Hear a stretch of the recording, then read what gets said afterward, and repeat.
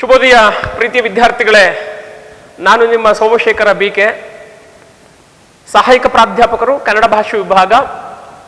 ಇವತ್ತು ನಾವು BA 4ನೇ ಸೆಮಿಸ್ಟರ್ನ ವಿದ್ಯಾರ್ಥಿಗಳಿಗೆ ಮಹಾಭಾರತದ ಕಥೆಯ ಆಧಾರಿತವಾಗಿ ಇರ್ತಕ್ಕಂಥ ಸ್ತ್ರೀ ಪರ್ವ ಅನ್ನುವಂಥ ಮಾಹಿತಿಯ ಕಣಜವನ್ನು ಒಳಗೊಂಡಿರ್ತಕ್ಕಂಥ ಮಹಾಭಾರತದ ಕಥೆಯನ್ನು ನಾವು ಇವತ್ತು ಅಧ್ಯಯನವನ್ನು ಮಾಡೋಣ. ಹಾಗಾದ್ರೆ ಈ ಸ್ತ್ರೀ ಪರ್ವ ಅನ್ನುವಂಥ ಕಥೆಯಾಧಾರಿತವಾದಂಥ ಮಾಹಿತಿಯನ್ನು ಒಳಗೊಂಡಂಥ ಕಥೆಯನ್ನು ಬರೆದಂಥವರು AR ಕೃಷ್ಣಶಾಸ್ತ್ರಿಯವರು. ಈ AR ಕೃಷ್ಣಶಾಸ್ತ್ರಿಯವರು ಮಹಾಭಾರತಕ್ಕೆ ಸಂಬಂಧಪಟ್ಟಂತೆ ವಚನ ಭಾರತ ಅನ್ನುವಂಥ ಪುಸ್ತಕವನ್ನು ಬರೆದಿದ್ದಾರೆ. ಇಡೀ ಮಹಾಭಾರತದ ಕಥೆಯನ್ನು ಆಧಾರಿತವಾದಂಥ ಒಂದು ಕೃತಿ. ಈ ಕೃತಿಯಲ್ಲಿ ಅವರು ಬರೆದಿರ್ತಕ್ಕಂಥ ಆ ಕೃತಿಯ ಭಾಗದಲ್ಲಿ ಸ್ತ್ರೀ ಪರ್ವ ಅನ್ನುವಂಥ ಅಂಶವನ್ನು ಒಳಗೊಂಡಿರ್ತಕ್ಕಂಥ ಒಂದು ಪುರಾಣದ ಕಥೆಯಾದಂಥ ಮಹಾಭಾರತದ ಮಾಹಿತಿಯ ಅನಾವರಣವನ್ನ ಈ ಸ್ತ್ರೀ ಪರ್ವ ಅನ್ನುವಂಥ ಭಾಗದಲ್ಲಿ ನಾವೆಲ್ಲರೂ ಅಧ್ಯಯನವನ್ನ ಮಾಡೋಣ. ಪ್ರೀತಿ ವಿದ್ಯಾರ್ಥಿಗಳೇ, ಮಹಾಭಾರತ ದಾಯಾದಿಗಳ ಮತ್ಸರದಲ್ಲಿ ಕಲಹವಾಗಿ ಇಡೀ ಕುಟುಂಬವನ್ನೇ ಕಳೆದುಕೊಂಡಂಥದ್ದು, ಯುದ್ಧದ ಭೀಕರ ಸ್ವರೂಪವನ್ನ ನಾವಿಲ್ಲಿ ಅವಲೋಕಿಸಬಹುದು. ತನ್ನ ಬಂಧು ಬಾಂಧವರೆಲ್ಲರನ್ನ, ಇಡೀ ಸರ್ವವನ್ನ ಕಳೆದುಕೊಂಡಂತ ಧೃತರಾಷ್ಟ್ರ ತನ್ನ ಮಕ್ಕಳನ್ನ ಕಳೆದುಕೊಂಡಿದ್ದಾನೆ, ಅಪಾರವಾದಂತ ಸೈನ್ಯವನ್ನು ಕಳೆದುಕೊಂಡಿದ್ದಾನೆ. ಸಾಗರೋಪಾದಿಯಲ್ಲಿ ರಕ್ತದ ಮೊಡವೆ ಹರಿತಾ ಇದೆ ಆ ಯುದ್ಧ ಭೂಮಿಯಲ್ಲಿ. ಹೇಗೆ ತನ್ನ ಸ್ವಾರ್ಥಕ್ಕೋಸ್ಕರ ಸರ್ವಸ್ವವನ್ನ ಕಳೆದುಕೊಂಡಂತ ಧೃತರಾಷ್ಟ್ರ ದುಃಖತಪ್ತನಾಗಿದ್ದಾನೆ. ಈ ಸಂದರ್ಭದಲ್ಲಿ ಸಂಜಯ, ದುರ್ಯೋಧನನ ಸ್ನೇಹಿತನಾದಂಥ ಸಂಜಯ ಧೃತರಾಷ್ಟ್ರರಿಗೆ ಸಾಂತ್ವನವನ್ನು ಹೇಳ್ತಾ ಇದ್ದಾನೆ, ಸಮಾಧಾನವನ್ನು ಪಡಿಸ್ತಾ ಇದ್ದಾನೆ. ಆದದೆಲ್ಲ ಆಗಿ ಹೋಯಿತು, ಅದರ ಕುರಿತಾಗಿ ಆಲೋಚನೆಯನ್ನು ಮಾಡಿ ಕುಳಿತುಕೊಂಡರೆ ಯಾವ ಪ್ರಯೋಜನ, ಯಾವುದು ಕಾರ್ಯ ಸಾಧ್ಯವಾಗುತ್ತೆ ಅನ್ನುವಂಥ ವಿಚಾರಧಾರೆಗಳನ್ನು ಇಟ್ಟುಕೊಂಡು ಸಂಜಯ ಸ್ವತಃ ಧೃತರಾಷ್ಟ್ರರಿಗೆ ಸಲಹೆ ಸೂಚನೆಗಳನ್ನು ಕೊಡ್ತಾ ಇದ್ದಾನೆ, ಸಮಾಧಾನವನ್ನು ಪಡಿಸ್ತಾ ಇದ್ದಾನೆ. ಈಗ ಲೇಖಕರ ಪರಿಚಯ ಒಂಚೂರು ನೋಡ್ಬಿಡೋಣ. AR ಕೃಷ್ಣಶಾಸ್ತ್ರಿ ಕನ್ನಡ ಕಂಡಂತ ಮೇಧಾವಿ ಸಾಹಿತಿ, ಕನ್ನಡ ಭಾಷೆಗೆ ಒಂದು ನಿಘಂಟನ್ನು ಕೂಡ ಕೊಟ್ಟಂಥವರು. ಇವರು ಹೈದರಾಬಾದ್ನಲ್ಲಿ ನಡೆದಂಥ ಅಖಿಲ ಭಾರತ ಕನ್ನಡ ಸಾಹಿತ್ಯ ಸಮ್ಮೇಳನದ ಅಧ್ಯಕ್ಷರಾಗಿ ಈ ಕನ್ನಡ ನಾಡು ನುಡಿ ಭಾಷೆಗೆ ಸಂಬಂಧಪಟ್ಟಂತೆ ಕನ್ನಡದ ಮೇಲೆ ನಿರಂತರವಾಗಿ ನಡೀತಾ ಇರ್ತಕ್ಕಂಥ ದೌರ್ಜನ್ಯದ ಕುರಿತು ಧ್ವನಿಯನ್ನು ಎತ್ತಿದಂಥವರು. ತನ್ನ ಮೂಲಕ ಇಡೀ ಕನ್ನಡಿಗರಲ್ಲಿ ಭಾಷೆಯ ಜಾಗೃತಿಯನ್ನ ಹೆಚ್ಚಿಸಿದಂಥವರು, ಅಥವಾ ಆ ಜಾಗೃತಿಯನ್ನ ಹುಟ್ಟಿಸಿದಂಥವರು ಈ ಕೃಷ್ಣಶಾಸ್ತ್ರಿಯವರು. ಹಾಗಾದರೆ ಈ ಕೃಷ್ಣಶಾಸ್ತ್ರಿಯವರು ಬರೆದಿರ್ತಕ್ಕಂಥ ಸ್ತ್ರೀ ಪರ್ವ, ಇದು BA 4ನೇ ಸೆಮಿಸ್ಟರ್ಗೆ ಇರತಕ್ಕಂಥ ಪಠ್ಯ. ಹಾಗಾದರೆ ಈ ಸ್ತ್ರೀ ಪರ್ವ ಮಹಾಭಾರತದ ಕಥೆಯಾಧಾರಿತವಾಗಿರ್ತಕ್ಕಂಥ ಮಾಹಿತಿಯ ಕಣಜವನ್ನು ನಾವು ಒಮ್ಮೆ ಚರ್ಚೆಯನ್ನು ಮಾಡ್ತಾ ಹಾಗೆ ಸಾಗೋಣ. ಮಹಾಭಾರತ ಅಂದಾಗ ನಮಗೆ ಪಂಚಪಾಂಡವರು, ಕೌರವರ ವಂಶ ಹೀಗೆ ನೆನಪಿಗೆ ಬರುವಂಥದ್ದು. ಪಂಚಪಾಂಡವರು ಧರ್ಮರಾಯ, ಭೀಮ, ಅರ್ಜುನ, ನಕುಲ, ಸಹದೇವರು. ಇವರು ಪಾಂಡುರಾಜನ ಪುತ್ರರು. ಪಾಂಡು ಮತ್ತು ಕುಂತಿ ಮತ್ತು ಬಾದ್ರಿಯರ ಮಕ್ಕಳು. ಹಾಗೆ ಧೃತರಾಷ್ಟ್ರ ಮತ್ತು ಗಾಂಧಾರಿಯ 101 ಜನ ಮಕ್ಕಳು. ದುರ್ಯೋಧನನಿಂದ ಹಿಡಿದು ದುಶ್ಶಲೆಯವರೆಗೂ. ಈ ಸ್ತ್ರೀ ಪರ್ವ ಆಶಯ ಭಾಗವನ್ನು ನೋಡೋಣ. ಯುದ್ಧ ಅಂತಕ್ಕಂಥದ್ದು ಇಡೀ ಮಾನವ ಕುಲವನ್ನ ಸಾಮೂಹಿಕವಾಗಿ ನಾಶ ಮಾಡುವ ಒಂದು ಸಾಂಕ್ರಾಮಿಕವಾದಂಥ ಕುತ್ತು. ಯುದ್ಧ ಅರಳುವ ಪೀಳಿಗೆಯನ್ನ, ಮುಗ್ಧರನ್ನ ನಾಶ ಮಾಡುತ್ತದೆ. ಹೀಗೆ ಮುಂದುವರಿದರೆ ಒಂದು ದಿನ ಜಗತ್ತು ಮನುಷ್ಯರೇ ಇಲ್ಲದೆ ಇರತಕ್ಕಂಥ ಮರುಭೂಮಿಯಾಗಿ ಸೃಷ್ಟಿಯಾಗುವುದರಲ್ಲಿ ಯಾವ ಎರಡು ಮಾತು ಕೂಡ ಇಲ್ಲ. ರಾಷ್ಟ್ರಕ್ಕಾಗಿ, ಧರ್ಮಕ್ಕಾಗಿ ಅಥವಾ ಭಾಷೆಗಾಗಿ ಹೋರಾಡುವುದು, ಮಡಿಯುವುದು, ಕೊಲ್ಲುವುದು ಮಹಾಪುಣ್ಯದ ಕಾರ್ಯ ಆಗುತ್ತದೆ. ರಕ್ತ ಚೆಲ್ಲುವುದು ದೇಶ ಧರ್ಮಗಳಿಗೆ ಕೊಡ್ತಕ್ಕಂಥ ರಕ್ತ ತರ್ಪಣವಾಗುತ್ತದೆ. ಕೊಲ್ಲುವುದು, ಬಲಿ ಕೊಡುವುದು ಅಥವಾ ತಾನೇ ಬಲಿದಾನ ಮಾಡುವುದು. ಇದರಿಂದ ವೀರ ಸ್ವರ್ಗ ಪ್ರಾಪ್ತವಾಗುತ್ತದೆ. ಯುದ್ಧಕ್ಕೆ ಕರೆ ಕೊಡುವುದು ಧರ್ಮ ರಕ್ಷಣೆಗಾಗಿ, ರಾಷ್ಟ್ರ ರಕ್ಷಣೆಗಾಗಿ ಕೊಡುವ ಪವಿತ್ರವಾದಂಥ ಒಂದು ಕಾರ್ಯವಾಗುತ್ತದೆ. ಇಲ್ಲಿ ಪಾಪ ಪ್ರಜ್ಞೆ ಲವಲೇಶವೂ ಇರುವುದಿಲ್ಲ. ಎಲ್ಲವೂ ನಡೆದದ್ದು ಧರ್ಮಕ್ಕಾಗಿಯೇ. ನಮಿಸಿ ನಾರಾಯಣನ ನರನ ಪುರುಷೋತ್ತಮನ ವ್ಯಾಸ ವಾಗ್ದೇವಿಯರ ಬಳಿಕ ಪೇಳುವುದು ಜಯವ. ಇಲ್ಲಿ ಪಂಚಪಾಂಡವರಿಗೂ ಮತ್ತು ಕೌರವರಿಗೂ ಯುದ್ಧದ ಕಾರ್ಮೋಡ ಕವಿದು ಯುದ್ಧವೆಲ್ಲ ನಡೆದು ರಣರಂಗದಲ್ಲಿ ಸರ್ವರು ಹತರಾಗಿ ಬಿದ್ದಿದ್ದಾರೆ. ರಣರಂಗದಲ್ಲಿ ನಡೆದಂಥ ಯುದ್ಧವನ್ನ ತನ್ನ ಸ್ನೇಹಿತನಾದಂಥ ದುರ್ಯೋಧನನ ತಂದೆಗೆ ಸಂಪೂರ್ಣವಾಗಿ ವಿವರವನ್ನು ಕೊಟ್ಟಂಥವನು ಇದೇ ಸಂಜಯ. ಈ ಸಂಜಯ ಯುದ್ಧದ ವಿವರವನ್ನು ಕೊಟ್ಟ ನಂತರದಲ್ಲಿ ಪಶ್ಚಾತ್ತಾಪದ ಅಗ್ನಿಯಲ್ಲಿ ಬೆಂದದ್ದಂಥ ಧೃತರಾಷ್ಟ್ರರಿಗೆ ಸಾಂತ್ವನದ ಮಾಹಿತಿಗಳನ್ನು ಕೊಡ್ತಾರೆ. ಯುದ್ಧವು ಮೊದಲಾಗಿನಿಂದಲೂ ಸಂಜಯನು ಪ್ರತಿನಿತ್ಯವೂ ರಣರಂಗಕ್ಕೆ ಹೋಗಿ ಬರ್ತಾ ಇದ್ದ. ದುರ್ಯೋಧನಿಗೂ ಯುದ್ಧ ಬೇಡ, ಯುದ್ಧ ಮಾಡಬೇಡ, ಪಂಚಪಾಂಡವರನ್ನು ಗೆಲ್ಲುವಷ್ಟು ಶಕ್ತಿ ನಿನಗಿಲ್ಲ ಅಂತ ದುರ್ಯೋಧನನಿಗೆ ಹೇಳಿದರೂ ಕೂಡ ದುರ್ಯೋಧನ ತನ್ನ ಸ್ನೇಹಿತನಾದಂತಹ ಸಂಜಯನ ಮಾತನ್ನ ತಿರಸ್ಕರಿಸಿ ಯುದ್ಧಕ್ಕೆ ಮುನ್ನುಡಿಯನ್ನ ಬರೆದಂಥವನು. ಅಂದಂದಿನ ಯುದ್ಧದಲ್ಲಿ ಆದ ಲಾಭ ನಷ್ಟಗಳನ್ನ ಧೃತರಾಷ್ಟ್ರನಿಗೆ ವಿವರವಾಗಿ ಹೇಳ್ತಾ ಇದ್ದ, ತಿಳಿಯನ್ನು ಹೇಳ್ತಿದ್ದನು. 18ನೆಯ ದಿನ ದುರ್ಯೋಧನ ತನ್ನ ಸಮಸ್ತವಾದಂತಹ ಸೈನ್ಯದೊಡನೆ ಹತನಾದನು ಅಥವಾ ಅಸುನೀಗಿದನು ಎಂದು ಕೇಳಿದ ಮೇಲೆ ಅವನು ದುಃಖದಲ್ಲಿ ಮುಳುಗಿ ಹೋದನು. ಏನೂ ತೋರದೆ ಮೂಕನಂತಾಗಿ ಬಿಟ್ಟ. ಅವನನ್ನು ನೋಡಿದರೆ ದೊಡ್ಡ ಮರದ ಕೊಂಬೆಗಳೆಲ್ಲ ಕಡಿದ ಮೇಲೆ ಉಳಿದಿರುವಂತ ಮೋಟಾಗುತ್ತಲ್ಲ, ಮುಂಡುವಾಗುತ್ತಲ್ಲ, ಹಾಗೆ ಕಾಣುತ್ತಾ ಇದ್ದ. ಸಂಜಯನು ಅವನನ್ನ ಸಮಾಧಾನ ಪಡಿಸುತ್ತಾ, ಯಾರನ್ನ? ಧೃತರಾಷ್ಟ್ರರನ್ನ, ದುರ್ಯೋಧನನ ತಂದೆಯಾದಂತಹ ಧೃತರಾಷ್ಟ್ರರನ್ನ ಸಂತೈಸುತ್ತಾ ಸಮಾಧಾನವನ್ನು ಮಾಡುತ್ತಾ ಶೋಕಪಟ್ಟು, ಪ್ರಯೋಜನವೇನು ಮಹಾರಾಜ? ಈಗ ಶೋಕಪಟ್ಟು ದುಃಖಪಟ್ಟು ಮೊರಕ ವ್ಯಕ್ತಪಡಿಸಿ ಪ್ರಯೋಜನವೇನು? ಏನೂ ಇಲ್ಲ. ಯಾರು ಯಾರು ಸತ್ತರು ಅವರೆಲ್ಲರಿಗೂ ಅನುಕ್ರಮವಾಗಿ ಉತ್ತರ ಕ್ರಿಯೆಯನ್ನ ಮಾಡಬೇಕು ಎಂದು ಈ ಮಾತನ್ನ ಕೇಳಿದ ಧೃತರಾಷ್ಟ್ರ ಮೂರ್ಛೆ ಹೋಗಿ ಥಟ್ಟನೆ ನೆಲದ ಮೇಲೆ ಉರುಳಿ ಬಿದ್ದು ಬಿಟ್ಟ. ಅಯ್ಯೋ, ನನ್ನ ಅಪಾರವಾದಂತ ಶಕ್ತಿಯಾಗಿದ್ದ ನನ್ನ ಪುತ್ರರನ್ನ ಕಳೆದುಕೊಂಡೆನಲ್ಲ ಅನ್ನುವಂತಹ ನೋವಿನಲ್ಲಿ ಮೂರ್ಛೆಗೆ ಸಂದನು ಧೃತರಾಷ್ಟ್ರ. ತಟ್ಟನೆ ನೆಲದ ಮೇಲೆ ಬಿದ್ದಂಥವನು ಆನಂತರ ಸ್ವಲ್ಪ ಚೇತರಿಸಿಕೊಂಡು ಮಕ್ಕಳು ಮರಿಗಳನ್ನ, ನೆಂಟರಿಷ್ಟರನ್ನ, ಬಂಧು ಬಾಂಧವರನ್ನ, ಮಿತ್ರರನ್ನ ಕಳೆದುಕೊಂಡೇನಲ್ಲ. ಅಯ್ಯೋ, ನಾನು ಏಕೆ ಬದುಕಿರಬೇಕು ಹೇಳು ಸಂಜಯ? ನಾನು ರೆಕ್ಕೆ ಪೊಕ್ಕಗಳನ್ನ ಕತ್ತರಿಸಿದ ಹಾಕಿದ ಗರುಡನ ಹಾಗೆ ಆಗಿದ್ದೇನಲ್ಲ. ನನ್ನ ಹೃದಯ ಸೀಳಿ ಪಾಲಾಗಿ ಹೋದಂತೆ ಆಗಿ ಹೋಗಿದೆ. ಇಷ್ಟು ದುಃಖ ತರುವಂತ ಪಾಪಕರ್ಮವನ್ನ ನಾನು ಏನು ಮಾಡಿದೆ ಅಂತ ಗೋಕರಿಯುತ್ತಿದ್ದಾನೆ. ಅಂಥದ್ದು ಯಾವುದೋ ನೆನಪಿಗೆ ಬರುವುದಿಲ್ಲವಲ್ಲ. ಪೂರ್ವಜನ್ಮಗಳಲ್ಲಿ ಮಾಡಿದ್ದಿರಬೇಕು. ನನ್ನಂತೆ ಮುಪ್ಪಿನಲ್ಲಿ ಹೀಗೆ ದುಃಖ ಒದಗಿದಂತ ಪಾಪಿಗಳು ಮತ್ತಾರಾದರೂ ಈ ಲೋಕದಲ್ಲಿ ಇದ್ದಾರೆಯೇ ಅಂತ ಸಂಜಯನ ಸಮ್ಮುಖದಲ್ಲಿ ಪ್ರಶ್ನೆಯನ್ನು ಇಡ್ತಾ ಇದ್ದಾನೆ. ನಾನು ಏನು ತಪ್ಪು ಮಾಡಿದೆ ಅಂತ ಆತ ತನ್ನ ನೋವನ್ನು ಹೊರಹಾಕಿಕೊಳ್ತಾ ಇದ್ದಾನೆ. ಶೋಕ ಸಾಗರದಲ್ಲಿ ಮುಳುಗಿ ಹೋಗಿದ್ದಾನೆ. ಸಂಜಯನು ಮುಂದುವರೆದು ಹೇಳ್ತಾನೆ, ಮಹಾರಾಜ, ನೀನು ಹಿರಿಯರಿಂದ ವೇದಶಾಸ್ತ್ರ ಸಿದ್ಧಾಂತಗಳನ್ನ ತಿಳಿದವನು. ಆದ್ದರಿಂದ ಶೋಕವನ್ನ ಬಿಡು. ಆಪ್ತರ ಮಾತನ್ನ ಆಲಿಸದೆ ಕತ್ತಿಯ ಬಾಯಂತಿದ್ದಂತ ನಿನ್ನ ಬುದ್ಧಿಯನ್ನೇ ನಂಬಿ ಇಷ್ಟೆಲ್ಲ ಮಾಡಿಕೊಂಡೆ. ಹಿರಿಯರು ಸನ್ಮಾರ್ಗಿಗಳು ಹೇಳಿದ್ದನ್ನ ನೀನು ಕೇಳಲಿಲ್ಲ.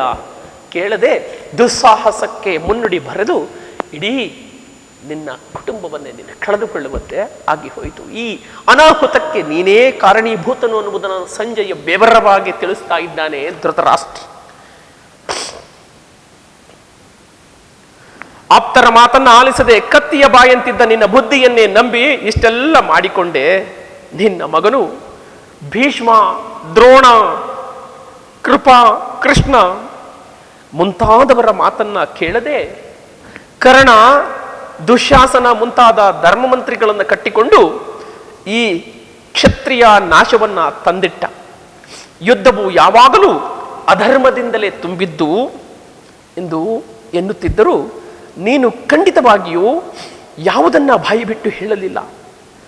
ಮಧ್ಯಸ್ಥನಾಗಿದ್ದು ತಕ್ಕಡಿಯನ್ನ ಸರಿಯಾಗಿ ನೀನು ತೂಗಲಿಲ್ಲ. ಒಂದು ಪಾಟಿಗೆ ಸುಣ್ಣ, ಇನ್ನೊಬ್ಬರಿಗೆ ಬೆಣ್ಣೆಯನ್ನ ಹಚ್ಚಿದೆ. ಇದು ನೀನು ಮಾಡಿದ್ದ ಹಾಗಾದ್ರೆ ಅಧರ್ಮವಲ್ಲವಾ ಅನ್ನುವಂಥ ಪ್ರಶ್ನೆಯನ್ನ ಈಗ ಆತನ ಮುಂದೆ ಇಡ್ತಾ ಇದ್ದಾನೆ. ಧೃತರಾಷ್ಟ್ರ ಮಮ್ಮಲ ಮರುಗಿ ಹೋಗ್ತಾ ಇದ್ದಾನೆ. ಸಂಜಯ ಹೇಳುವಂತ ಎಲ್ಲ ಪ್ರಶ್ನೆಗಳಿಗೆ ಅವನ ಬಳಿ ಉತ್ತರವಿಲ್ಲ. ಕಾರಣವೇನು ಅಂದ್ರೆ ಯುದ್ಧ ನಡೆಯುವುದಕ್ಕೆ ಕಾರಣವೇ ಈ ಧೃತರಾಷ್ಟ್ರ. ಕಾರಣವೇನು ಅಂದ್ರೆ ದುರ್ಯೋಧನನ ಮೇಲೆ ಅತಿಯಾದಂತಹ ಪ್ರೀತಿಯಿಂದಾಗಿಯೇ ಈಗ ಈ ಧೃತರಾಷ್ಟ್ರ ಸರ್ವಸ್ವವನ್ನ ಕಳೆದುಕೊಂಡಿದ್ದಾನೆ. ಹಾಗಾಗಿ ಸಂಜಯ ಕೇಳುವಂತ ಪ್ರಶ್ನೆಗೆ ಆತನ ಬಳಿ ಯಾವುದೇ ತರನಾದಂಥ ಉತ್ತರವೂ ಕೂಡ ಇಲ್ಲದಂತ ಸಂದಿಗ್ಧ ಸ್ಥಿತಿಗೆ ಆತ ತಲುಪಿಬಿಟ್ಟಿದ್ದಾನೆ. ಹಾಗಾಗಿ ಆ ಸಂಜಯ ಕೇಳುವಂತ ಯಾವುದೇ ಪ್ರಶ್ನೆಗಳಿಗೂ ಅವನ ಬಳಿಯಲ್ಲಿ ಉತ್ತರ ಇಲ್ಲವಾಗ್ತಾ ಇದೆ. ಸರಿಯಾಗಿ ನೀನು ತಕ್ಕಡಿಯನ್ನು ಹಿಡಿದು ತೂಗಲಿಲ್ಲವಲ್ಲ. ಮನುಷ್ಯ ಮೊದಲಿನಿಂದಲೇ ಸರಿಯಾದಂತಹ ದಾರಿಯನ್ನು ಹಿಡಿದಿದ್ದರೆ, ಅಂದ್ರೆ ಧರ್ಮದ ದಾರಿಯನ್ನು ಹಿಡಿದಿದ್ದರೆ ಆಮೇಲೆ ಪಶ್ಚಾತ್ತಾಪ ಅನ್ನುವಂಥದ್ದನ್ನ ಪಡಬೇಕಾದಂಥ ಸ್ಥಿತಿ ನಿರ್ಮಾಣ ಆಗುವುದೇ ಇಲ್ಲ. ಹಾಗಾದ್ರೆ ಇವತ್ತು ನೀನು ಪಶ್ಚಾತ್ತಾಪದ ಅಗ್ನಿಯಲ್ಲಿ ಬೇಯುತ್ತಿದ್ದೇನೆ ಎಂದು ಹೇಳುತ್ತಿದ್ದೀಯಲ್ಲ, ಇದಕ್ಕೆ ಕಾರಣವೇನೆಂದರೆ ನೀನು ಮಾಡಿದಂತ ಅಧರ್ಮದ ಕೆಲಸ. ಮೇಲಿರುವ ಜೇನನ್ನ ನೋಡುತ್ತಾ ಕೆಳಗೆ ಕಮರಿಯಲ್ಲಿ ಬಿದ್ದ ಹಾಗಿದೆ ನಿನ್ನ ಬಾಳು. ಶೋಕಿಸಿದರೆ ಈಗ ಏನು ಪ್ರಯೋಜನ? ಈಗ ದುಃಖ ಪಡುವುದರಿಂದ ಯಾವ ಪ್ರಯೋಜನವೂ ಇಲ್ಲ. ಅದರಿಂದ ಏನಾದರೂ ಸುಖವಾಗುತ್ತದೆಯೇ? ಖಂಡಿತವಾಗಿಯೂ ಇಲ್ಲ. ಹೋಗಲಿ, ಅದರಿಂದ ಈಗ ನಿನಗೆ ಜಯ ಲಭಿಸುತ್ತದೆಯೇ? ಪಂಚಪಾಂಡವರ ವಿರುದ್ಧ ನಿನಗೆ ಜಯ ಸಿಗುತ್ತದೆಯೇ? ಇಲ್ಲ. ವಿವೇಕವನ್ನ ತಂದುಕೋ, ಶೋಕವನ್ನ ಬಿಡು ಎಂದು ಸಂಜಯನು ಧೃತರಾಷ್ಟ್ರನಿಗೆ ತಿಳಿಸಿದರು. ತದನಂತರ ವಿದುರ ಧೃತರಾಷ್ಟ್ರನಿಗೆ ನೀತಿಯ ಬೋಧನೆಯ ಸಂದೇಶವನ್ನ ಕೊಡ್ತಾನೆ. ಇಲ್ಲಿ ಈ ಸಂಜಯನು ಹೇಗೆ ಉಪದೇಶವನ್ನ ಮಾಡಿದ್ದನೋ ಅದಕ್ಕಿಂತಲೂ ಕೂಡ ಅದ್ಭುತವಾದಂಥ ತಂತ್ರಗಾರಿಕೆಯ ಮಾಹಿತಿಯನ್ನ ನೀಡ್ತಾ ಹೋಗ್ತಾನೆ ಈ ವಿದುರ. ಹಾಗಾದ್ರೆ ಇಲ್ಲಿ ಎರಡನೇ ವಿದುರನ ಸಲಹೆ ಸೂಚನೆಗಳು ಧೃತರಾಷ್ಟ್ರರಿಗೆ. ಅನಂತರ ವಿದುರನು ಧೃತರಾಷ್ಟ್ರರನ್ನ ಸಮಾಧಾನಪಡಿಸುತ್ತಾ, ಮಹಾರಾಜ, ಎಲ್ಲ ಪ್ರಾಣಿ ರಾಶಿಗಳು ಕೊನೆಗೆ ನಾಶವಾಗತಕ್ಕವುಗಳೇ. ಎಲ್ಲ ಪ್ರಾಣಿಗಳು, ಜಗತ್ತಿನಲ್ಲಿ ಜನಿಸಿರ್ತಕ್ಕಂಥ ಮನುಷ್ಯ ಕುಲಕೋಟಿ ಅಷ್ಟೆಲ್ಲ ಎಲ್ಲ ಪ್ರಾಣಿಗಳು ಏನಾಗಬೇಕು? ನಾಶವಾಗಲೇಬೇಕು. ಹುಟ್ಟುವುದು ಸಾಯುವುದು ಎರಡೂ ಕೂಡ ಸ್ವಭಾವವೇ. ಶೂರ ಹೇಡಿ ಎಲ್ಲರನ್ನ ಯಮನು ಎಳೆದುಕೊಂಡು ಹೋಗುವಾಗ ಕ್ಷತ್ರಿಯರು ಯುದ್ಧ ಮಾಡದೆ ಸುಮ್ಮನೆ ಕುಳಿತುಕೊಳ್ಳುವುದಕ್ಕೆ ಆಗುತ್ತದೆಯೇ? ಕಾಲ ಬಂದಿದೆ. ಇಲ್ಲಿ ಕಾಲ ಅಂದ್ರೆ ಯಮ ಅಂತ. ಕಾಲ ಬಂದಿದೆ. ಯುದ್ಧ ಮಾಡದಿರುವವನು ಸಾಯುತ್ತಾನೆ, ಬರದಿದ್ದರೆ ಯುದ್ಧ ಮಾಡದವನು ಬದುಕಿಕೊಳ್ಳುತ್ತಾನೆ. ಕಾಲವನ್ನ ಯಾರೂ ಮೀರುವುದಕ್ಕೆ ಆಗುವುದಿಲ್ಲ. ಅದು ಎಲ್ಲರನ್ನ ತನ್ನ ಹತ್ತಿರಕ್ಕೆ ಎಳೆದುಕೊಳ್ಳುತ್ತದೆ. ಅದಕ್ಕೆ ಬೇಕಾದವರಿಲ್ಲ, ಬೇಡವಾದವರಿಲ್ಲ. ಒಂದು ಗುಂಪಾಗಿದ್ದವರಲ್ಲಿ ಕೆಲವರಿಗೆ ಯಮನ ಕರೆ ಬೇಗ ಬರಬಹುದು, ಇನ್ನುಳಿದವರಿಗೆ ತದನಂತರ ಬರಬಹುದು.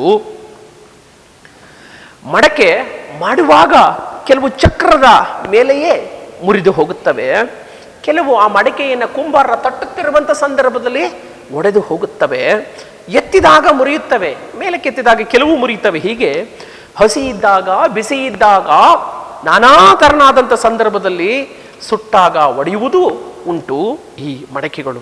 ಆದ್ದರಿಂದ ಸತ್ತು ಹೋದಂತ ನಿನ್ನ ಮಕ್ಕಳಿಗಾಗಿ ದುಃಖಿಸಬೇಡ.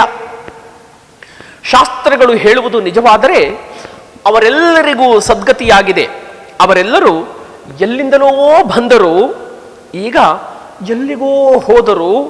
ಹುಟ್ಟುವುದಕ್ಕೆ ಮೊದಲೂ ಇರಲಿಲ್ಲ, ಸತ್ತ ಮೇಲೆ ಈಗಲೂ ಇಲ್ಲ. ಯಾತ್ರಿಕನು ಮಧ್ಯೆ ಛತ್ರದಲ್ಲಿ ತಂಗಿ ಮುಂದೆ ಹೋಗುವಂತೆ ಪ್ರಾಣಿಗಳು ಈ ಲೋಕದಲ್ಲಿ 2 ದಿನ ಇದ್ದು ಮುಂದೆ ಮುಂದೆ ಹೋಗುತ್ತಾರೆ. ನಮಗೆ ಇಹ ಸಂಸಾರದಲ್ಲಿ ಎಷ್ಟು ನಾವು ಈ ಜನ್ಮವನ್ನು ಅನುಭವಿಸ್ತಾ ಇದ್ದೇವಲ್ಲ. ಪುನರ್ಜನ್ಮದ ಕಲ್ಪನೆಯಲ್ಲಿ ಹೇಳ್ತಾ ಇದ್ದಾನೆ ವಿದುರ, ಈ ಹಿಂದೆ ನಮಗೆ ಎಷ್ಟು ಸಾವಿರ ತಂದೆ ತಾಯಿಗಳಾಗಿ ಹೋಗಿದ್ದಾರೋ, ಎಷ್ಟು ಜನ ನಮಗೆ ಮಡದಿಯರಾಗಿ ಹೋಗಿದ್ದಾರೋ ಅನ್ನುವಂಥ ವಿಚಾರಧಾರೆಗಳನ್ನ ಧರ್ಮದ ನೆಲೆಗಟ್ಟಿನಲ್ಲಿ ಧೃತರಾಷ್ಟ್ರನ ಮುಂದೆ ಇಡ್ತಾ ಇದ್ದಾನೆ. ಎಷ್ಟು 100 ಹೆಂಡತಿ ಮಕ್ಕಳು ಆಗಿ ಹೋದರು, ನಮಗೆ ಅವರು ಯಾರು, ಅವರಿಗೆ ನಾವುಗಳು ಯಾರು ಅನ್ನುವಂಥ ಪ್ರಶ್ನೆಯನ್ನು ಇಡ್ತಾ ಇದ್ದಾನೆ. ಅವಿವೇಕಿಗೆ ನಿತ್ಯವೂ 1000 ದುಃಖ, 100 ಭಯ, ತಿಳಿದವನಿಗೆ ಯಾವುದೂ ಇಲ್ಲ. ದೇಹದ ವ್ಯಾಧಿಗಳನ್ನ ಔಷಧಿಯಿಂದ ವಾಸಿ ಮಾಡಿಕೊಳ್ಳುವಂತೆ, ಹೋಗಲಾಡಿಸಿಕೊಳ್ಳುವಂತೆ ಮನಸ್ಸಿನ ವ್ಯಾಧಿಗಳನ್ನು ಕೂಡ ವಿವೇಕದಿಂದ ವಾಸಿ ಮಾಡಿಕೊಳ್ಳಬೇಕು. ಆದರೆ ಅಂತಹ ಕಷ್ಟದಲ್ಲಿದ್ದರೂ ವಿವೇಕ ಬರುವುದಿಲ್ಲ. ಅದಕ್ಕೆ ಧೃತರಾಷ್ಟ್ರನಿಗೆ ಒಂದು ನೀತಿಯ ಕಥೆಯನ್ನು ಹೇಳ್ತಾನೆ ಈ ವಿದುರ. ಒಬ್ಬ ಬ್ರಾಹ್ಮಣನಂತೆ, ಬ್ರಾಹ್ಮಣ ಕಾಡಿನಲ್ಲಿ ಹೋಗ್ತಾ ಇದ್ದಂತೆ. ಕಾಡು ಅನ್ನುವಂಥ ಸಂಸಾರದ ಕುರಿತು ಹೇಳ್ತಾರೆ. ಕಾಡಿನಲ್ಲಿ ಹೋಗುತ್ತಿದ್ದನಂತೆ, ಅದರಲ್ಲಿ ಹುಲಿ, ಸಿಂಹ, ಆನೆ ಮುಂತಾದಂಥ ಕ್ರೂರ ವಿಷ ಜಂತುಗಳೂ ಕೂಡ ಇದ್ದವಂತೆ, ತುಂಬಿಕೊಂಡಿದ್ದವಂತೆ ಆ ಕಾಡಿನಲ್ಲಿ. ನೋಡುವುದಕ್ಕೆ ಕಾಡು ಭಯಂಕರವಾಗಿತ್ತು. ಅವನಿಗೆ ಅದನ್ನು ನೋಡಿದ ಕೂಡಲೇ ಮೈಯೆಲ್ಲ ರೋಮಾಂಚನವಾಗಿ ಹೃದಯವೇ ಜಲ್ಲೆಂದು ಹೋಯಿತಂತೆ. ಭಯಭೀತನಾಗಿ ಹೋದ. ಏನು ಗತಿಯಪ್ಪ ಎಂದು ಇತ್ತಿಂದ ಅತ್ತ ಅತ್ತಿಂದಿತ್ತ ಓಡುವುದಕ್ಕೆ ಪ್ರಾರಂಭಿಸಿದ. ಅಲ್ಲಿ ಸುತ್ತ ಬೇಲಿ ಹಾಕಿ ರಕ್ಷಿತವಾಗಿದ್ದಂಥ ಒಂದು ಸ್ಥಳವನ್ನ ನೋಡ್ದ. ಅದರೊಳಗೆ ಹೋಗಲು ಅಲ್ಲಿ ಒಬ್ಬ ಘೋರಾಕಾರಳದಂತ ಹೆಂಗಸನ್ನ ನೋಡ್ದ. ವಯಸ್ಸಾದಂಥ ಒಬ್ಬ ವೃದ್ಧ ಮುದುಕಿಯನ್ನು ನೋಡ್ದ. 2 ತೋಳುಗಳಿಂದಲೂ ಅವಳು ಬಲವಾಗಿ ತಬ್ಬಿಕೊಂಡಳಂತೆ. ಅಲ್ಲಿ ಮರದ ಕೊಂಬೆಗಳು, ಗಿಡ ಬಳ್ಳಿಗಳು ಮುಚ್ಚಿಕೊಂಡಿದ್ದ ಒಂದು ಪಾಳು ಬಾವಿ ಇತ್ತಂತೆ. ಓಡಿ ಹೋಗುತ್ತಾ ಅದರೊಳಗೆ ಕಾಣದೆ ಬಿದ್ದು ಬಳ್ಳಿಗಳ ಮಧ್ಯದಲ್ಲಿ ಸಿಲುಕಿಕೊಂಡನಂತೆ. ಅವನು ತಲೆ ಕೆಳಗಾಗಿ ಅಲ್ಲಿ ಆ ಬಳ್ಳಿಯಲ್ಲಿ ಸಿಲುಕಿ ವೆಲೆನೆ ಒದ್ದಾಡುವುದಕ್ಕೆ ಪ್ರಾರಂಭಿಸಿದ. ಹೀಗೆ ನೇತಾಡ್ತಾ ಇದ್ದಂತೆ ಬಾವಿಯ ತಳದಲ್ಲಿ ಒಂದು ಕ್ರೂರವಾದಂಥ ಹಾವು, ಮೇಲೆ ಬಾವಿಯ ಕಟ್ಟೆಯ ಹತ್ತಿರ ಒಂದು ಕಾಡಾನೆ ನಿಂತಿತ್ತಂತೆ. ಅವನ ಸುತ್ತಮುತ್ತ ಅಲ್ಲಿ ಗೂಡು ಕಟ್ಟಿಕೊಂಡಿದ್ದಂಥ ಈಗ ಎದ್ದು ಬಿಟ್ಟಿದ್ದ ಜೇನು ಹುಳುಗಳ ರಾಶಿ ರಾಶಿ ಅಲ್ಲಿ ಕಾಣ್ತಾ ಇತ್ತಂತೆ. ಈ ಸ್ಥಿತಿಯಲ್ಲಿ ಅವನು ಅಲ್ಲಿ ತೊಟಕ ಇಕ್ಕತ್ತಾ ಇತ್ತಲ್ಲ ಆ ಜೇನಿನ ರಸ, ಜೇನು, ಆ ಜೇನು ತುಪ್ಪವನ್ನ ನೆಕ್ಕುತ್ತಾ ಇದ್ದಾನಂತೆ. ಎಂಥ ನೀತಿ ಕತೆ ನೋಡಿ. ಇನ್ನು ಬದುಕಿದ್ದು ಆ ಜೇನುತುಪ್ಪವನ್ನ ನೆಕ್ಕೋಣವೆಂದು ಆಸೆಯನ್ನು ಪಡುತ್ತಿದ್ದನಂತೆ. ಅಂದ್ರೆ ಎಲ್ಲವನ್ನ ಕಳೆದುಕೊಂಡ ಸಂದರ್ಭದಲ್ಲಿ ಅದರಲ್ಲೂ ಕೂಡ ಖುಷಿಯನ್ನು, ನೆಮ್ಮದಿಯನ್ನು ಹುಡುಕುವ ಪ್ರಯತ್ನ ಮಾಡುವುದು ಒಳಿತಲ್ಲ ಅನ್ನುವಂಥ ವಿವೇಕದ ಜಾಗೃತಿಯ ಸಂದೇಶವನ್ನು ಧೃತರಾಷ್ಟ್ರನಿಗೆ ವಿದುರ ಕೊಡ್ತಾ ಇದ್ದಾನೆ. ವಿವೇಕವಾಗಲಿ ವೈರಾಗ್ಯವಾಗಲಿ ಬರಲಿಲ್ಲವಂತೆ. ಈ ಮಧ್ಯೆ ಒಂದು ಕರಿಯ ಇಲಿಯು, ಇನ್ನೊಂದು ಬಿಳಿಯ ಇಲಿಯು ಆ ಮರದ ಬುಡದಲ್ಲಿ ಸೇರಿಕೊಂಡು ಅದನ್ನ ಕಡಿದು ಹಾಕುತ್ತಿದ್ದವಂತೆ. ಆದ್ದರಿಂದ ಅವನು ಕೊಂಬೆ ಸಹಿತವಾಗಿ ಯಾವಾಗ ಕೆಳಗೆ ಬಿದ್ದು ಬಿಡುತ್ತಾ ಇದ್ದಾನೋ ಏನೋ, ಇಷ್ಟಾದರೂ ಅವನಿಗೆ ಜೀವನದ ಮೇಲೆ ಆಸೆ ಅಂತಕ್ಕಂಥದ್ದು ಕಿಂಚಿತ್ತೂ ಕೂಡ ಕಡಿಮೆ ಆಗಲೇ ಇಲ್ಲವಂತೆ, ಹೋಗಲೇ ಇಲ್ಲವಂತೆ. ಆಸೆಯೇ ಸುಖಕ್ಕೆ ಮೂಲ. ಅತ್ಯಾಸೆ ಪಟ್ಟು ನೀನು ಈ ದುಃಖವನ್ನೆಲ್ಲ ತಂದುಕೊಂಡೆ. ಹಾಗಾದ್ರೆ ತತ್ವಜ್ಞಾನವೇ ದುಃಖಕ್ಕೆ ಮದ್ದಲ್ಲವೇ? ಮನಸ್ಸನ್ನ ಬಿಗಿಯಾಗಿ ಹಿಡಿದಿಟ್ಟುಕೋ. ಜ್ಞಾನೌಷದಿಂದ ನಿನ್ನ ದುಃಖ ವ್ಯಾಧಿಯನ್ನ ಶಮನವಾಗುವ ಹಾಗೆ ಮಾಡಬೇಕು. ನೆಂಟರು ಯಾರೂ ಆಗುವುದಿಲ್ಲ. ಆದ್ದರಿಂದ ಈ ವಿಪತ್ಕಾಲದಲ್ಲಿ ಮನಸ್ಸನ್ನ ನಿನ್ನ ವಶಕ್ಕೆ ತೆಗೆದುಕೊಂಡು ಸಮಾಧಾನವನ್ನು ಹೊಂದಿ ಸ್ನೇಹದಿಂದ ವರ್ತಿಸು. ಅಭಯವನ್ನು ನೀಡುವುದರಿಂದ ಬರುವ ಪುಣ್ಯ 1000 ಯಜ್ಞಗಳಿಂದಾಗಲಿ ನಿತ್ಯ ಉಪವಾಸ ಮಾಡುವುದರಿಂದಾಗಲಿ ಬರುವುದಿಲ್ಲ. ಇದನ್ನು ತಿಳಿದುಕೊಂಡು ದಯಪರನಾಗು. ಸತ್ತವರಿಗೆಲ್ಲ ಉತ್ತರ ಕ್ರಿಯೆಗಳನ್ನು ನಡೆಸು. ಅದರಿಂದ ಒಳ್ಳೆಯ ಫಲವುಂಟಾಗುತ್ತದೆ ನಿನಗೆ ಎಂತ ಧೃತರಾಷ್ಟ್ರನಿಗೆ ಸಂಜಯನು ನೀತಿ ಬೋಧನೆಯನ್ನು ಮಾಡಿದನು. ಅನಂತರ ಧೃತರಾಷ್ಟ್ರ ದುಃಖದಿಂದ ಬುದ್ಧಿಯನ್ನೇ ಕಳೆದುಕೊಂಡವನಂತಾಗಿ ಹತಾಶನಾಗಿ ರಥದಲ್ಲಿ ಹತ್ತಿ ಕುಳಿತನಂತೆ. ಹೀಗೆ ಗಾಂಧಾರಿಯು ಕುಂತಿ ಮತ್ತು ಇತರ ಸ್ತ್ರೀಯರನ್ನ ಕರೆದುಕೊಂಡು ಅವನ ಹಿಂದೆಯೇ ಹೊರಟಳಂತೆ. ವಿದುರನು ಅವರ ದುಃಖವನ್ನ ಶಮನ ಮಾಡಿ ಅವರ ಜೊತೆಯಲ್ಲೇ ಹೊರಟನಂತೆ. ದಾರಿಯುದ್ದಕ್ಕೂ ಕೌರವರೆಲ್ಲರ ಮನೆಯಲ್ಲೂ ಜನ ಗೋಳಿಡ್ತಾ ಇದ್ರು, ಗುಳೂ ಅಂತ ಅಳ್ತಾ ಇದ್ರು. ಊರ ತುಂಬ ಮಕ್ಕಳಿಂದ ಮುದುಕರವರೆಗೂ ಎಲ್ಲರೂ ಅಳುವವರೇ, ಅಲ್ಲಿ ಅಳದೇ ಇದ್ದವರೇ ಇಲ್ಲ. ಎಲ್ಲರೂ ಶೋಕ ಸಾಗರದಲ್ಲಿ ಮುಳುಗಿ ಹೋಗಿದ್ದಾರೆ. ಇದುವರೆಗೆ ದೇವತೆಗಳ ಕಣ್ಣಿಗೂ ಬೀಳದೇ ಇದ್ದಂಥ ಹೆಂಗಸರು ಗಂಡಸರು ಮನೆಯ ಹೊರಭಾಗಕ್ಕೆ ಬಂದು ಧೃತರಾಷ್ಟ್ರನ ಪುತ್ರರಿಗಾಗಿ ರೋಧಿಸ್ತಾ ಇದ್ದಾರೆ, ಅಳ್ತಾ ಇದ್ದಾರೆ, ಗೋಗರಿತಾ ಇದ್ದಾರೆ, ಗೋಳಿಡ್ತಾ ಇದ್ದಾರೆ. ಹೀಗೆ ಒಬ್ಬೊಬ್ಬರನ್ನ ಕಳೆದುಕೊಂಡಿದ್ದಾರೆ. ಗಂಡ ಹೆಂಡತಿಯನ್ನು ಕಳೆದುಕೊಂಡಿದ್ದಾಳೆ, ಹೆಂಡತಿ ಗಂಡನನ್ನು ಕಳೆದುಕೊಂಡಿದ್ದಾಳೆ, ಮಕ್ಕಳನ್ನ ಕಳೆದುಕೊಂಡಿದ್ದಾಳೆ. ಒಬ್ಬೊಬ್ಬರನ್ನ ಕಳೆದು ಶೋಕಸಾಗರದಲ್ಲೇ ಮುಳುಗಿ ಹೋಗಿದ್ದಾರೆ. ಹೀಗೆ ತಮ್ಮ ಮನೆಯಿಂದ ಹೊರಡ್ತಾ ಇದ್ರು, ಅಳುತ್ತಾ ಕರೆಯುತ್ತಾ ಬುದ್ಧಿಶೂನ್ಯರಾಗಿ ಮಾನ ಮರ್ಯಾದೆಗಳ ಮೇಲೆ ಜ್ಞಾನವಿಲ್ಲದೆ ಹೀಗೆ ಓಡೋಡಿ ಬರುತ್ತಾ ಸಾವಿರಾರು ಹೆಂಗಸರು ಧೃತರಾಷ್ಟ್ರ ಬರ್ತಾ ಇರ್ತಕ್ಕಂಥ ಆ ರಥದ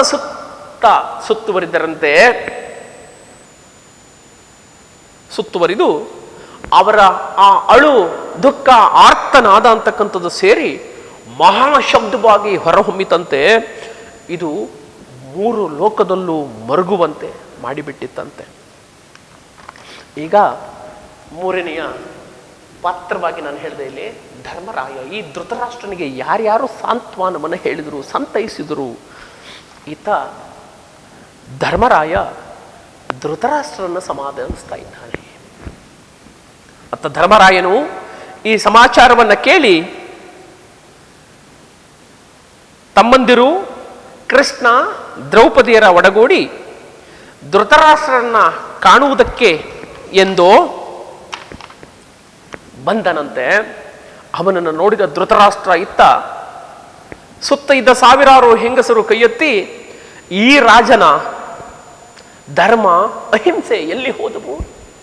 ಧೃತರಾಷ್ಟ್ರನ ಸುತ್ತುವರೆದು ನಿಂತುಕೊಂಡಿದ್ದರು. ಆ ಸಂದರ್ಭದಲ್ಲಿ ಧರ್ಮರಾಯ ಪ್ರವೇಶವನ್ನು ಮಾಡ್ದ.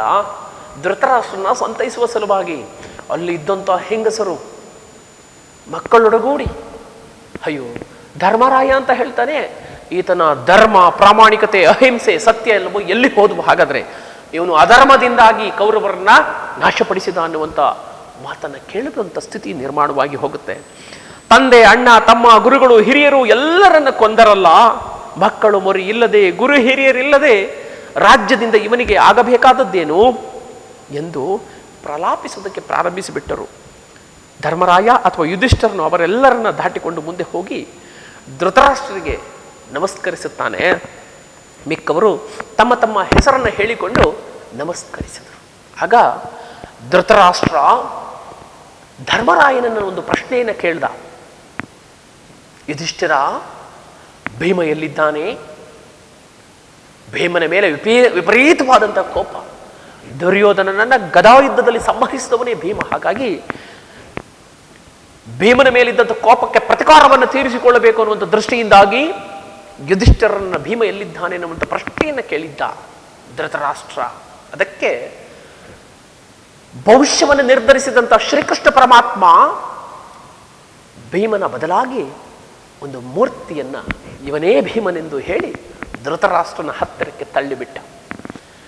ಕೃಷ್ಣ ಆ ಮೂರ್ತಿಯನ್ನ ತಳ್ಳದೆ ಭೀಮನನ್ನೇ ಕಳಿಸಿದ್ದರೆ ಭೀಮ ಆ ಧೃತರಾಷ್ಟ್ರನ ತೋಳು ಬಂದಿಯಲ್ಲಿ ಸಿಲುಕಿ ಪುಡಿ ಪುಡಿಯಾಗಿ ಹೋಗುತ್ತಾ ಇದ್ದ. ಭೀಮ ಹತನಾಗಿ ಬಿಡುತ್ತಾ ಇದ್ದ. ಧೃತರಾಷ್ಟ್ರನು ಧರ್ಮರಾಜನ ಪ್ರೀತಿ ಏನೂ ಇಲ್ಲದೆ ಆಲಂಗಿಸಿಕೊಂಡು ಭೀಮನಲ್ಲಿ ಎಂದು ಕೇಳಿದ. ಆಗ ಅವನ ಕೋಪಾಗ್ನಿಯ ದುಃಖವಾಯು ಬೀಸಿ ದಗದಗಿಸುತ್ತಿದ್ದಂಥ ಭೀಮನನ್ನು ಸುಟ್ಟು ಒರಿಸಿ ಬಿಡುವಂತೆ ತೋರುತ್ತಾ ಇತ್ತು ಆತನ ಕೋಪ ಅಂತಕ್ಕಂಥದ್ದು. ಇದನ್ನು ಗ್ರಹಿಸಿದಂಥ ಕೃಷ್ಣ ಆಗ ಭೀಮನನ್ನ ಹಿಂದಕ್ಕೆ ಕರೆದುಕೊಂಡು ಧೃತರಾಷ್ಟ್ರನ ಮುಂದೆ ಒಂದು ಕಬ್ಬಿಣದ ವಿಗ್ರಹವನ್ನು ತಳ್ಳಿದ. ಅದನ್ನೇ ಭೀಮನು ಎಂದು ಭಾವಿಸಿದಂಥ ಧೃತರಾಷ್ಟ್ರ ಆ ಪ್ರತಿಮೆಯನ್ನು ಹಿಡಿದು ಒಂದು ಸಾರಿ ಎರಡು ಬಲವಾದಂಥ ತೋಳುಗಳಿಂದ ಹೀಗೆ ಅಪ್ಪುಗೆಯನ್ನು ವ್ಯಕ್ತಪಡಿಸಿದ. ವಿಗ್ರಹವೇ ನುಜ್ಜುಗುಜ್ಜಾಗಿ ಹೋಯಿತಂತೆ. ಜೊತೆಯಲ್ಲಿಯೇ ಧೃತರಾಷ್ಟ್ರನ ಎದೆಯೂ ಕೂಡ ನೆಗ್ಗಿ ಅವನು ರಕ್ತವನ್ನು ಕಕ್ಕುತ್ತ ನೆಲದ ಮೇಲೆ ಬಿದ್ದನು. ಸಂಜೆಯು ಅವನನ್ನು ಹಿಡಿದುಕೊಂಡನಂತೆ. ಧೃತರಾಷ್ಟ್ರನು ಭೀಮನನ್ನ ಸತ್ತನೆಂದು ಭಾವಿಸಿ ದುಃಖದಿಂದ ಅಯ್ಯೋ ಭೀಮ ಅಯ್ಯೋ ಭೀಮ ಎಂದು ಜೋರಾಗಿ ಕೂಗಿಕೊಂಡನಂತೆ. ಆಗ ಅವನ ಕ್ರೋಧವು ಇಳಿದಿತ್ತು. ಅದನ್ನು ತಿಳಿದಂತ ಶ್ರೀಕೃಷ್ಣ ಪರಮಾತ್ಮ, ನೀನು ಕೊಂದದ್ದು ಭೀಮನನ್ನಲ್ಲ ಮಹಾರಾಜ, ಅವನ ಕಬ್ಬಿಣದ ಪ್ರತಿಮೆಯನ್ನ, ನಿನ್ನ ಸಿಟ್ಟನ್ನ ನೋಡಿ ನಾನು ಅವನನ್ನ ಹಿಂದಕ್ಕೆ ಕರೆದುಕೊಂಡೆ. ನಿನ್ನ ಮಗ ಮಾಡಿಸಿಟ್ಟಿದ್ದ ಕಬ್ಬಿಣದ ಪ್ರತಿಮೆಯನ್ನ ನಿನ್ನ ಮುಂದೆ ನಾನು ಇರಿಸಿದೆ. ನಿನ್ನ ಬಲ ಯಾರಿಗಿದೆ? ನಿನ್ನ ತೋಳಿನ ಹಿಡಿತಕ್ಕೆ ಸಿಕ್ಕಿದರೆ ಯಮನ ಪಾಶಕ್ಕೊಳಗಾಗಲೇಬೇಕು. ಇದನ್ನು ಗ್ರಹಿಸಿಯೇ ನಾನು ಪ್ರತಿಮೆಯನ್ನು ಮುಂದಕ್ಕೆ ತಳ್ಳಿದೆ.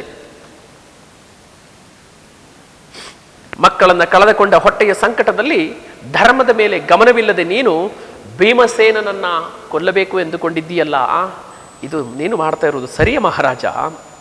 ನೀನು ಏನು ಮಾಡಿದರೂ ನಿನ್ನ ಮಕ್ಕಳು ಜೀವಸಹಿತವಾಗಿ ಎದ್ದು ಬರುವ ಹಾಗಿಲ್ಲ. ಆದ್ದರಿಂದ ನಿನ್ನ ಕೋಪವನ್ನ ಕಡಿಮೆ ಮಾಡಿಕೋ.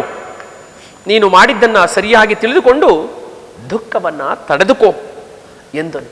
ಆಗ ಅನಂತರ ಧೃತರಾಷ್ಟ್ರನು ಕೋಪವನ್ನ ಸಮಾಧಾನ ಮಾಡಿಕೊಂಡು ಅಳುತ್ತಾ ಪಾಂಡವರನ್ನ ಮೈ ತಡವಿ, ಅದ ಕುರುಡನಾಗಿರೋದ್ರಿಂದ ಹುಡುಕಿ ಮೈ ತಡವಿ ಹಾಗೆ ಆಶೀರ್ವದಿಸಿದನಂತೆ.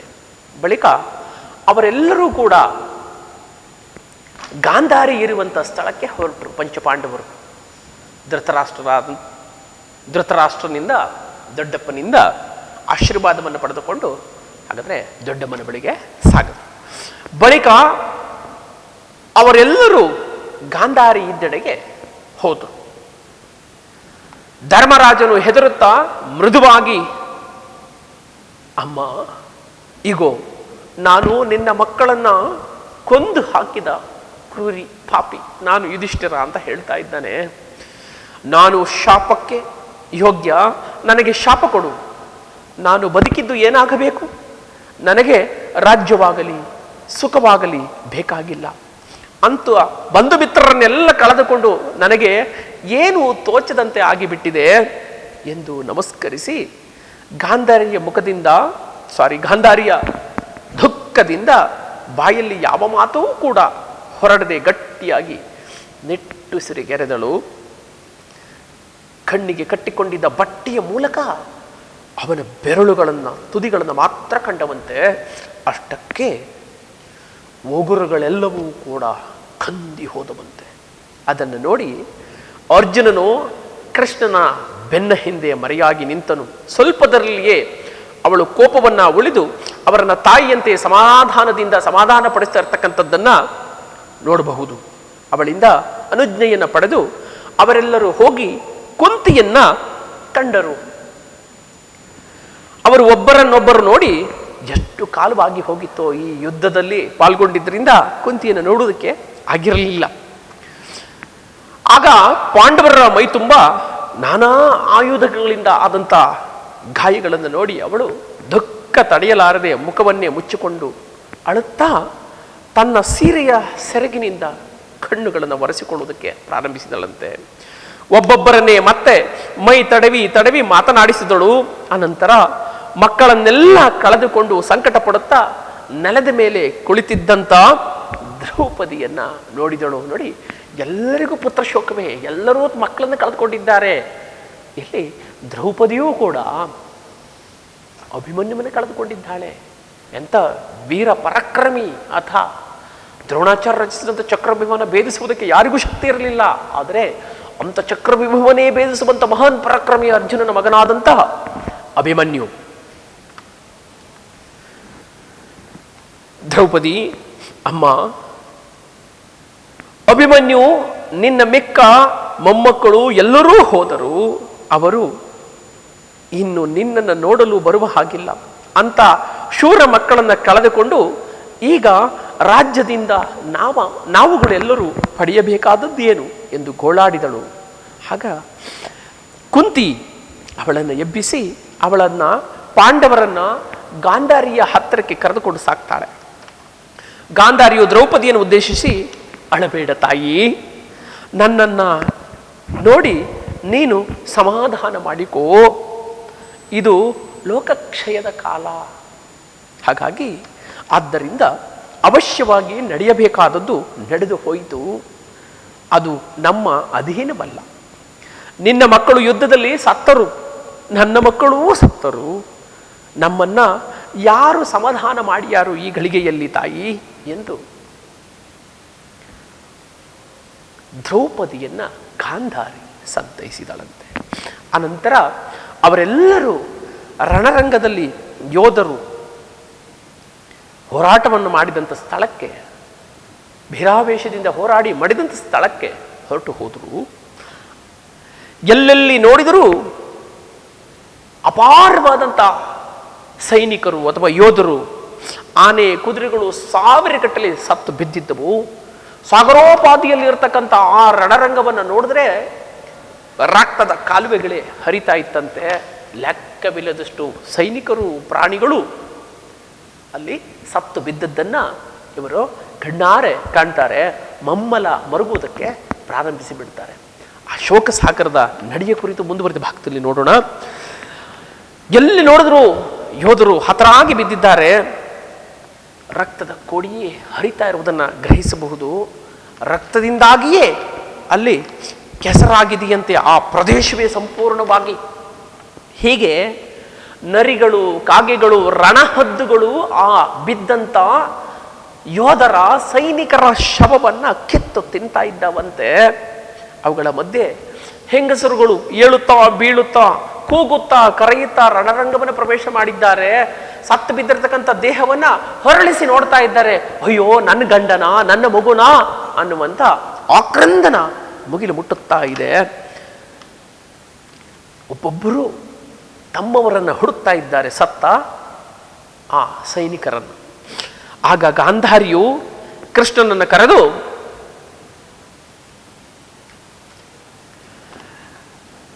ಗಂಡಂದಿರನ್ನ ಕಳೆದುಕೊಂಡು ನನ್ನ ಮಗಳು ಸೊಸೆಯರು ಗೋಳಾಡುತ್ತಿರುವುದು ನಿನಗೆ ಕೇಳುತ್ತಿದೆಯೇ ಕೃಷ್ಣ ಎನ್ನುವಂಥ ಪ್ರಶ್ನೆಯನ್ನ ಇಡ್ತಾಳೆ.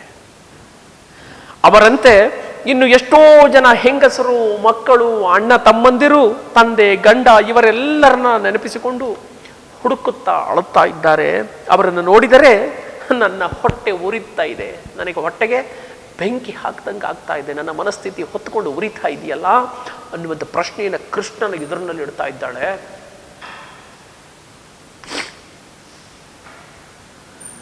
ಅನಂತರ ಮುಂದೆ ಬರುತ್ತಾ ದುರ್ಯೋಧನ ಸಿಗ್ತಾನೆ. ಅಂದರೆ ದುರ್ಯೋಧನನ ಕಳೆಯ ಬರಹ ಸಿಗುತ್ತೆ. ಸತ್ತ ಶವವನ್ನ ಅಥವಾ ಸತ್ತು ಬಿದ್ದಿರತಕ್ಕಂಥ ತನ್ನ ಮಗನ ಶವವನ್ನ ನೋಡಿದಾಗ ತಾಯಿಯ ಆಕ್ರಂದನ ಮುಗಿಲು ಮುಟ್ಟುವುದನ್ನು ನಾವಿಲ್ಲಿ ಗ್ರಹಿಸಬಹುದು. ಯಾಕಂದರೆ ಇನ್ನು ಆ ರಣರಂಗವನ್ನು ಪ್ರವೇಶ ಮಾಡಿದಂಥ ಸಂದರ್ಭದಲ್ಲಿ, ತದನಂತರದಲ್ಲಿ ಆ ಮೃತದೇಹಗಳನ್ನು ನೋಡಿದಂಥ ಸಂದರ್ಭದಲ್ಲಿ ಯಾವ ನಿರ್ಧಾರಕ್ಕೆ ಬರುತ್ತಾರೆ ಅನ್ನುವುದನ್ನು ಮುಂದಿನ ತರಗತಿಗಳಲ್ಲಿ ನಾವೆಲ್ಲರೂ ಚರ್ಚಿಸೋಣ.